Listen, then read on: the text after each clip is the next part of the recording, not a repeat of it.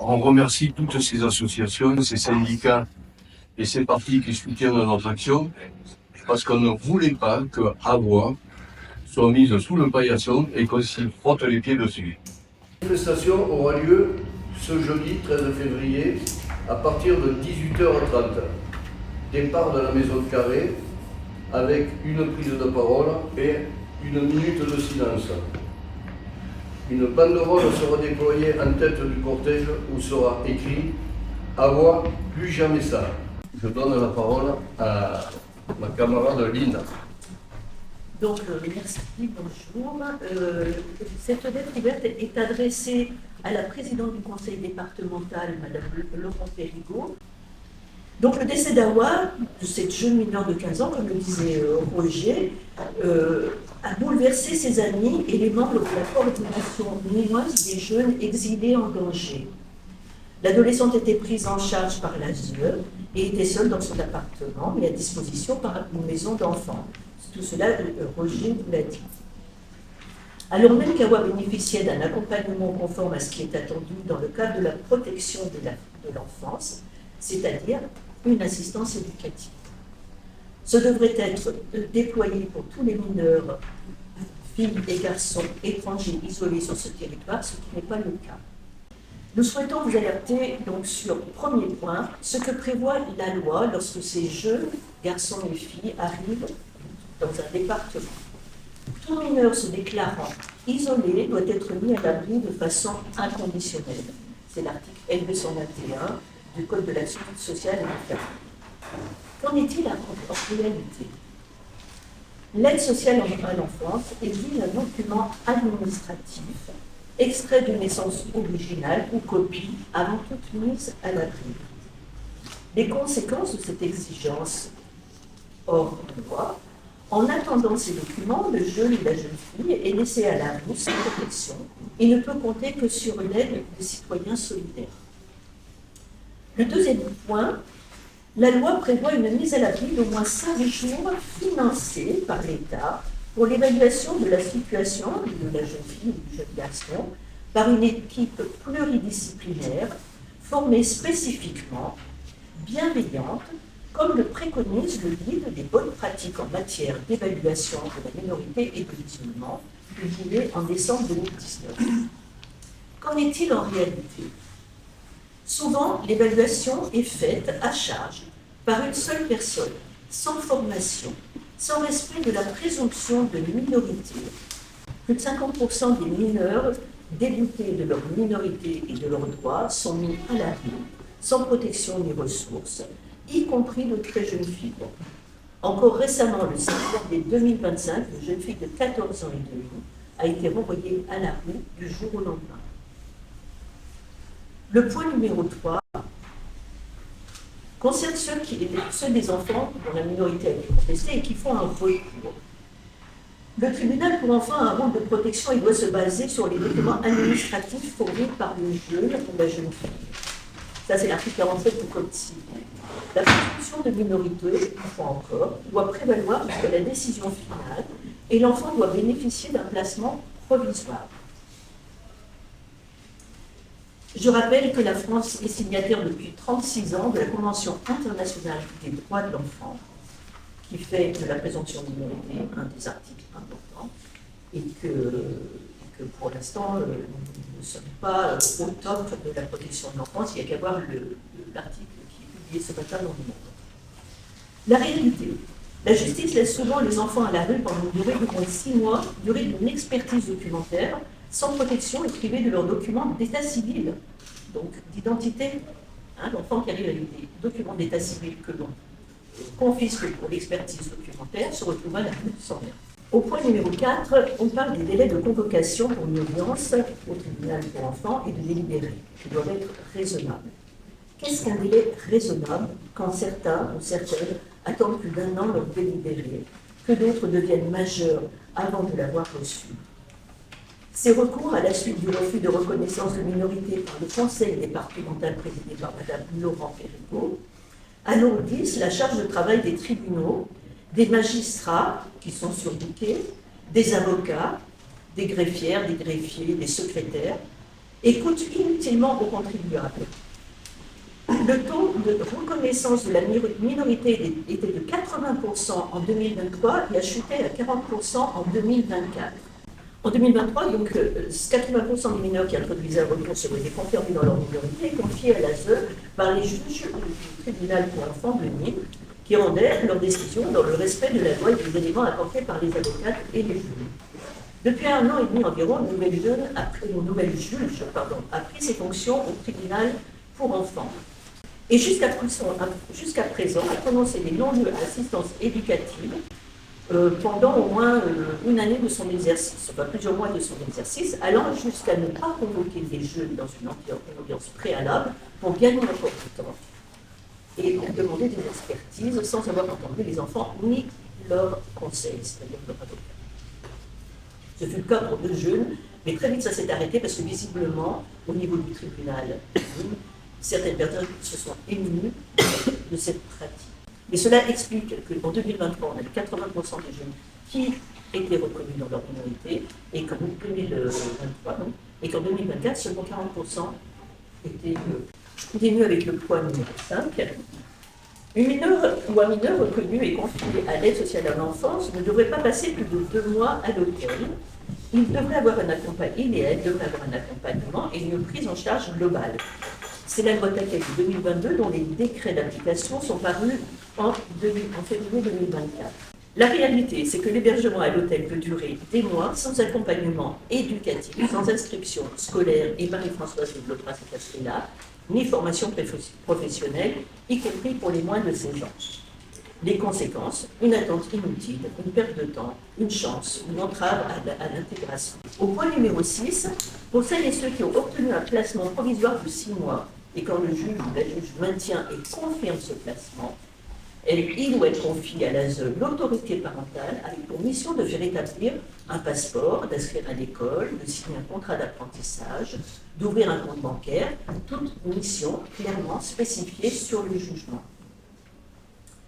La réalité, l'aide sociale à l'enfance, service du conseil départemental présidé par Mme Laurent Périgot, refuse d'appliquer le jugement et n'accomplit pas sa mission.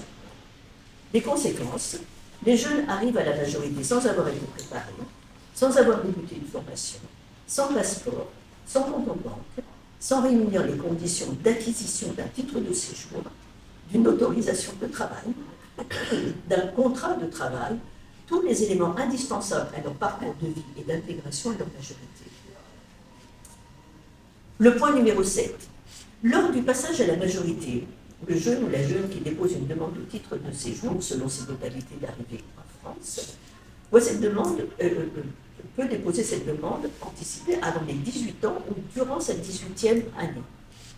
Il doit lui être délivré dans les plus brefs délais un récépissé ou une attestation de prolongation d'instruction, qu'on appelle API, durant le temps d'instruction du dossier de demande. En réalité, la préfecture tarde à délivrer des titres de séjour et n'accorde que des récépissés de quelques mois à répétition, parfois pendant plusieurs années.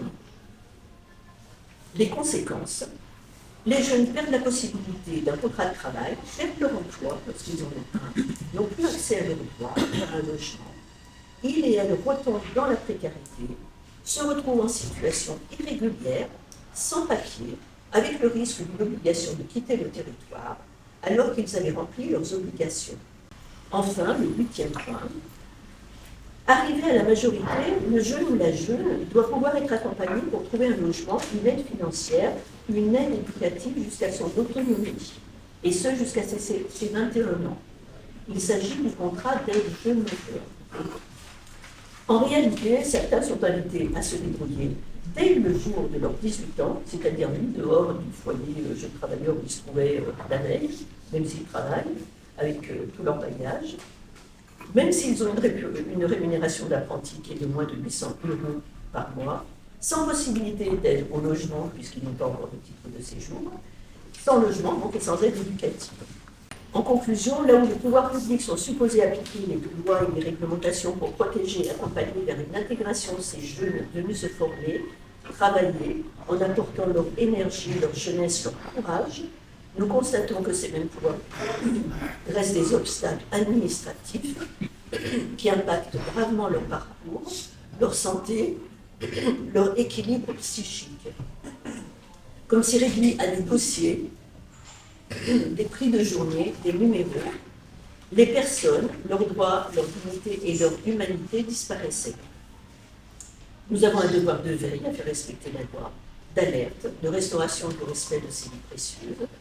Alors tout d'abord, ce que dit, alors oui, référence, texte de référence, la loi Olivier Véran et Aurélien Taquet sur la protection de l'enfance de février 2022 et le Code de l'éducation sur l'obligation scolaire pour les moins de 16 ans et le droit à la scolarisation pour les plus de 16 ans et la Convention internationale des droits de l'enfant. Donc ce que dit la loi, l'application stricte de la loi signifie que toute personne se déclarant mineure et non protégée doit être mise à l'abri jusqu'à la reconnaissance de sa minorité. Et aussi que tout enfant de moins de 16 ans est soumis à l'obligation scolaire et que tout enfant de 16 à 18 ans a droit, s'il le demande, à être scolarisé. C'est au département qu'est confié par l'État, dans le cadre de la protection de l'enfance, la mission du suivi éducatif des mineurs non accompagnés et donc la scolarisation et la formation avec les décisions qui s'imposent comme l'inscription scolaire, les choix d'orientation, etc. Si le droit est respecté, si la protection des mineurs est une priorité absolue, la mise à l'abri doit dans ce cas être mise en place et immédiatement tout le processus de protection avec non seulement l'évaluation sociale que doit faire l'aide sociale à l'enfance, ayant pour but de reconnaître ou non la minorité, mais à la suite de cette évaluation, une demande au service de l'éducation nationale de positionnement scolaire permettant de déterminer le niveau, les compétences scolaires et puis enfin, dans la logique de l'âge de la personne reconnue mineure et de ses compétences, une scolarisation. Et ceci, normalement, sans attendre l'ordonnance du placement par le juge, dont on sait à quel point elle peut tarder. Or, dans la réalité, bien trop souvent, ce n'est pas ce qui se passe pour tous. À moins de 16 ans, l'école est obligatoire. Beaucoup trop d'enfants, pourtant reconnus mineurs, sont installés à l'hôtel par manque de structures plus adaptées, dans une situation soi-disant provisoire qui en fait s'éternise pendant des semaines, voire pendant des mois, malgré la loi qui interdit l'hébergement en hôtel de tous les mineurs, quels qu'ils soient, plus de 2 mois. La loi Véran-Taquet a bien défini l'année dernière, en 2022, que les enfants ne devaient pas être logés à l'hôtel, sauf si c'est impossible de faire autrement au moment où ils arrivent, mais que ce temps d'hébergement à l'hôtel ne doit pas excéder les 2 mois. Et dans cette attente d'un placement définitif en maison de l'enfance, ces enfants ne font rien. Ils attendent. Certains n'ont jamais eu ou très peu été scolarisés. Donc, normalement, il y a une évaluation, un positionnement scolaire qui permet de définir les compétences scolaires des enfants et de dire à quel niveau ils doivent être inscrits à l'école. Or, ça ne se fait pas, ou alors ça se fait très tardivement, les enfants attendant pendant 4 ou 5 mois d'être enfin présentés devant les services de l'éducation nationale. Donc, ce n'est pas ce qui se passe pour tous. À moins de 16 ans, donc, l'école est obligatoire. Beaucoup trop d'enfants, pourtant reconnus mineurs, sont installés à l'hôtel par manque de structures plus adaptées, dans une situation soi-disant provisoire, qui en fait s'éternise pendant des semaines, voire pendant des mois, malgré la loi qui interdit l'hébergement en hôtel de tous les mineurs, quels qu'ils soient, plus de 2 mois. Il y a des enfants qui ont une évaluation positive et pour qui l'ASE refuse d'entamer une démarche pour une scolarisation tant que le jugement lui confiant la tutelle du ou de la mineure n'est pas prononcé. Or, rien ne l'empêche légalement de le faire, puisque l'autorité de fait lui appartient et l'autorise à faire ces démarches. Elle estime également que tant qu'une place définitive en maison de l'enfance n'a pas été trouvée, il ne faut pas inscrire dans un établissement scolaire, puisqu'il y aura probablement un déménagement qui risque de perturber le jeune, qui perdra ses repères, ses camarades. Là, on cite ce qui nous a été répondu par la direction de l'aide sociale à l'enfance. La vie sociale de ces jeunes se fait dans le lien qu'ils ou elles nouent avec les associations locales qui font de l'alphabétisation, de l'apprentissage du français, des maths, de l'aide aux devoirs, comme par exemple la clé des mots et trampoline, avec les camarades qu'ils et elles y retrouvent et avec les bénévoles. Ça, c'est pour les enfants qui ont une évaluation positive. Mais il y a des jeunes qui n'ont pas eu une évaluation sociale positive, qui engagent donc un recours en justice et qui gagnent ce recours, et qui vont donc attendre pendant des mois, tout d'abord la reconnaissance juridique de leur minorité, mais aussi que leur droit à l'instruction soit respecté. Ce sont très souvent ces jeunes qui sont logés à l'hôtel et qui attendent indéfiniment. À partir du moment où ça ne se fait pas, il y a infraction et il y a non-obéissance à la loi. Donc ces jeunes qui ont une évaluation positive et qui attendent à l'hôtel, très souvent, ils se tournent vers les associations. C'est-à-dire que comme ils veulent quand même apprendre un petit peu à lire et à écrire, ils se tournent vers les associations qui font ce travail. Et c'est là qu'enfin ils se socialisent un petit peu, qu'ils rencontrent des gens, qu'ils rencontrent d'autres enfants, des jeunes en général, qui ont eu le même parcours qu'eux, et qu'ils arrivent à avoir un dialogue un petit peu avec les gens qui les entourent. Sinon, ils ne verraient rien, il ne se passerait rien. Enfin, deuxième point, il y a les 16-18 ans qui ont droit à l'instruction et à la formation. Je rappelle, donc obligation scolaire jusqu'à 16 ans, mais à partir de 16 ans, il y a obligation pour l'État de répondre à la demande de scolarisation et de formation si elle est manifestée par le jeune de plus de 16 ans. Mais de plus, un jeune qui a 18 ans va demander un titre de séjour, va être obligé de fournir une attestation comme quoi il a bien suivi une formation pendant au moins 6 mois, je crois, et cette attestation doit être tamponnée, validée par un organisme de formation reconnu par l'État. Donc il se trouve à 18 ans dans cette situation-là, de parfois n'avoir jamais eu aucune formation parce qu'on ne leur a pas proposé, parce que l'aide sociale à l'enfance n'a pas fait les démarches, et à 18 ans, au moment où ils demandent leur carte de séjour, on leur répond, d'un point de vue juridique, à la préfecture, non, c'est pas possible, vous n'avez pas fait cette formation-là, donc ce n'est pas possible pour vous. Le département, ayant donc une autorité de tutelle ou de fait sur le jeune, est tenu de faire les démarches en vue de son inscription scolaire ou à une formation professionnelle adaptée à son niveau et à ses choix, après avoir sollicité les services de l'éducation nationale compétents pour faire un positionnement scolaire. Mais il arrive que les services du département refusent de signer des conventions d'apprentissage que les jeunes ont trouvées par leur propre recherche, ce qui est totalement illégal et constitue une entrave grave au droit à l'instruction et à la formation, quel que soit le cadre juridique, et une violation de la Convention internationale des droits de l'enfant et de la loi. Donc ce que nous voulons que l'ASE applique strictement les dispositions de la Convention internationale des droits de l'enfant et de l'article L131.1 du Code de l'éducation qui garantit l'instruction obligatoire pour tous les enfants, quels qu'ils soient, de 3 à 16 ans. Et pour cela, dès la reconnaissance de la minorité, un positionnement scolaire de l'enfant, quel que soit son statut juridique, dès qu'il arrive, nous demandons qu'il soit immédiatement positionné scolairement pour qu'on sache exactement où il en est et comment on va pouvoir l'orienter scolairement. Et enfin, une collaboration. Et ça, c'est pas seulement un vœu pieux, mais si on pouvait le faire, ça ferait vraiment avancer les choses. Une collaboration entre l'aide sociale à l'enfance et les associations, collaboration qui permettrait de mieux connaître et de mieux accompagner ces enfants vers une scolarisation réussie. Et là, je vous parle spécifiquement de ceux qui arrivent après 16 ans. La difficulté majeure, c'est l'accès à la carte de séjour à leur majorité. En effet, ces jeunes relèvent de l'admission exceptionnelle au séjour, malheureusement. Ceux qui arrivent avant 16 ans relèvent d'un titre de séjour vie familiale. Mais après 16 ans, c'est de l'admission exceptionnelle au séjour. C'est l'article L435-3 du CESEDA. Et ils sont donc soumis au pouvoir discrétionnaire du préfet pour obtenir un titre de séjour salarié s'ils sont en CDI ou temporaire s'ils sont en CDD. Ils doivent justifier du suivi d'une formation professionnelle qualifiante depuis au moins 6 mois, problématique pour les jeunes majeurs approchant de leur majorité à leur arrivée en France, démontrer un parcours sans faute, assiduité, bonnes notes, appréciation des professeurs, etc. Démontrer également qu'ils n'ont plus ou peu de lien avec leur famille restée au pays, leur famille d'origine. Et ça, c'est particulièrement difficile à démontrer. Comment on peut démontrer qu'on a pris lien avec sa famille d'origine?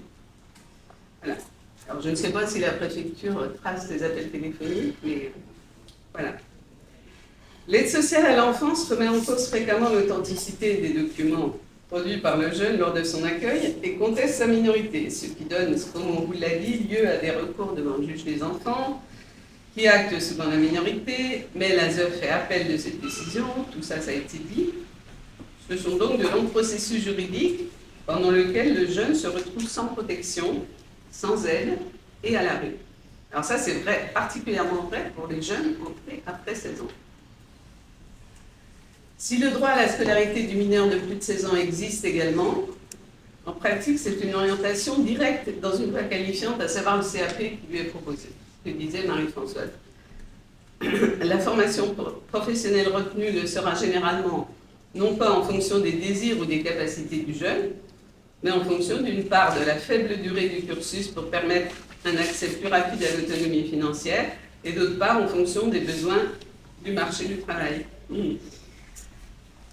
En raison de leur fragilité liée à leur jeune âge, à leur isolement, à la rupture avec leur famille et leur culture, au traumatisme subi pendant leur parcours migratoire, certains jeunes ne parviennent pas à répondre au niveau d'exigence retenu. Tout faux pas ou échec, absentéisme, rupture du contrat d'apprentissage, non-obtention du diplôme, etc., est sanctionné par un refus de délivrance de titre de séjour, assorti bien souvent d'une OQTF. Obligation de quitter le territoire français, dont on parle beaucoup en ce moment, qui, depuis la loi Darmanin du 28 janvier 2024, interdit le dépôt d'une nouvelle demande de titre de séjour pendant 3 ans. Ce qui fait que le jeune qui a, par exemple, pas réussi son CAP, il va avoir une OQTF, et puis pendant 3 ans, il sera sans possibilité, sans papier. Et puis, il faut... Alors évidemment, on fait des recours contre les OQTF, mais la plupart du temps, ils sont perdus. Et alors là, Darmanin, c'est déjà ça, mais Retailleau qui arrive, là, c'est 3 fois pire. Les OQTF vont tomber encore. Ce qui considère que le séjour d'une personne en France n'est pas un droit. Lui, c'est clair, il va envoyer tout le monde. Beaucoup de jeunes, dont le volontarisme est d'ailleurs souvent vanté par leurs employeurs, parviennent cependant à réussir leur parcours. Mais les pratiques préfectorales, en raison des interminables délais d'instruction des demandes et du non-respect des dispositions légales, viennent alors entraver leur accès au droit au séjour. La préfecture délivre souvent une suite de récépissés, de 3 mois chacun, dont il faut demander le renouvellement tant que le jeune n'a pas obtenu son titre de séjour, sans certitude de l'obtenir, et souvent sans réponse. Ces récépissés peuvent exister parfois 1 à 2 ans, voire plus. Je connais un jeune, ça fait 3 ans qu'il a des récépissés. Dans les 2 cas, les jeunes se trouvent dans une situation administrative très précaire et arrivés au terme de leur apprentissage ne peuvent souvent pas être employés. Les employeurs étant au contraire réticents à embaucher des personnes susceptibles de se retrouver à bref délai en situation irrégulière. On constate quand même qu'il y a pas mal, de plus en plus d'employeurs qui sont volontaires pour accompagner ces jeunes, pour employer ces jeunes. Si le jeune a fait l'apprentissage chez eux et que l'employeur est satisfait, il est prêt à lui faire un CDD. Mais s'il n'a qu'un récépissé, on sait qu'il va faire un contrat, mais dans 3 mois, c'est remis en cause. Lors de nos permanences, nous rencontrons régulièrement des jeunes majeurs qui, bien que confiés à l'ASE avant 16 ans, avec un parcours correspondance aux exigences de la délivrance d'un titre de séjour du privé et familial, à leur majorité, n'ont en tout et pour tout que des attestations de prolongation d'instruction de 3 mois depuis le dépôt de leur demande de titre de séjour. Comment peuvent-ils poursuivre leur parcours professionnel dans ces conditions? C'est impossible. À noter également que l'ASE ne semble pas soutenir suffisamment les jeunes auxquels elle retire l'aide aux jeunes majeurs de manière prématurée. C'est la fameuse aide qui permet aux jeunes de rester à l'ASE entre 18 et 21 ans. D'autre part, la loi du 28 janvier 2024 exclut totalement l'aide aux jeunes majeurs ayant fait l'objet d'une OQTF. C'est de plus en plus fréquent à cause des retards de la préfecture qui aboutit à l'irrégularité des jeunes. Il suffit que la préfecture ait un mois de retard pour que le jeune tombe dans l'irrégularité. Et ça, c'est fréquent. De toute façon, c'est fréquent pour tous les types de séjour, pas seulement ceux des jeunes majeurs. En conclusion, le sort de ces jeunes arrivés seuls mineurs en France, mais après l'âge de 16 ans, est désespérant. Ils ne peuvent rentrer dans leur pays d'origine, devraient être protégés, ne le sont pas du tout. Des exemples qui illustrent ce que je viens de dire. Donc, Monsieur X, arrivé, donc jeune mineur non accompagné en France à 17 ans, pris en charge par l'ASE, entre parenthèses mise à l'hôtel, a obtenu un CAP mécanique auto, a obtenu 3 fois un titre de séjour d'1 an travailleur temporaire. 2 mois avant l'expiration de ce titre de séjour, il demande son renouvellement. Résultat, suite de récépissé, et le dernier n'a pas été renouvelé. Donc voilà, c'est un parcours sans faute, mais il se retrouve dans irrégulier. Il avait une promesse d'embauche sous condition de détention d'un titre de séjour. Or, il se retrouve en situation irrégulière, donc plus de travail et plus de logement. C'est-à-dire qu'à un moment, au bout d'un... Alors, on ne comprend pas bien, parce que l'État a investi beaucoup d'argent pour faire une formation à ces jeunes. Ces jeunes sont capables, les employeurs sont contents, ils veulent travailler, les employeurs ont des difficultés à recruter, et qu'est-ce qui se passe? On les fout dehors. Donc nous, évidemment, à la CIMAD, on demande depuis longtemps que la loi soit respectée, tout simplement, ce qui n'est pas du tout le cas. L'État a supprimé certaines dotations financières à l'ASE, enfin, à des conseils départementaux et notamment à l'ASE. Ce qui a entraîné, de fait, la suppression de, je crois, dans le Gard, de 8 postes et demi, en gros, à la louche, d'éducateurs spécialisés, d'éducatrices spécialisées. Et on est conscient de ça. Mais on est aussi conscient que l'ASE, au lieu de se battre contre l'État par rapport à ça, ils font payer les jeunes. On se rend compte que quand même, et je le dis ouvertement, que la majorité politique du conseil départemental, on ne retrouve pas ces gens-là dans le soutien qu'ils pourraient amener aux jeunes mineurs. Et on va continuer à savoir la vérité d'abord sur la mort de Hawa, parce que ça c'est très important pour nous. Même on pense que l'enquête va bientôt finir, elle va moins durer longtemps que ce qui avait été prévu, et on pourra peut-être rendre le corps à la famille. Voilà, nous sommes surtout en colère, parce qu'on a l'impression que l'aide sociale à l'enfance, l'ASE, ne croit pas en la justice française, parce que quand un juge reconnaît la minorité d'un enfant, elle le fait, je ne dirais pas systématiquement, mais souvent appel de cette décision de justice. Et ça, c'est pas normal.